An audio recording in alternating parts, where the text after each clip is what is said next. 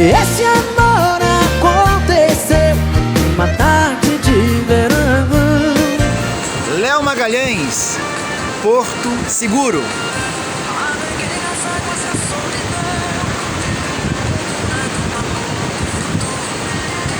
Essa canção ficou presente no álbum que foi gravado ao vivo em São Luís do Maranhão. Uma canção também que fala aí, né, das águas. Olha as águas aí, que beleza.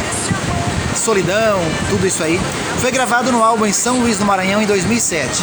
Nesse álbum contém as canções 1º de Abril, Locutor, Você Me Balançou, O Cara Errado, Não É Amor.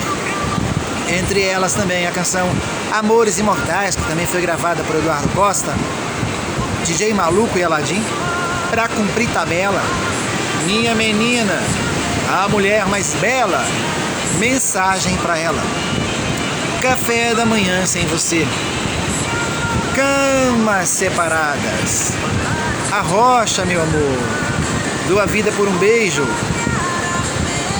Antes de Voltar Pra Casa, algumas releituras da dupla Zezé de Camargo e Luciano, No Dia Que Eu Saí de Casa, a canção também Pense em Mim, de Leandro e Leonardo. Foi um álbum em que ajudou a destacar também o cantor Léo Magalhães para o Brasil. E você curtiu esse álbum? Viveu esse momento? Se sim ou não, compartilha, conta pra gente aí. O que você tem relacionado aí? Músicas que falam da praia, do mar, do amor, da paixão? Compartilhe com a gente. Lembrando que aqui estamos conectados sempre. Um abraço a todos e estamos conectados.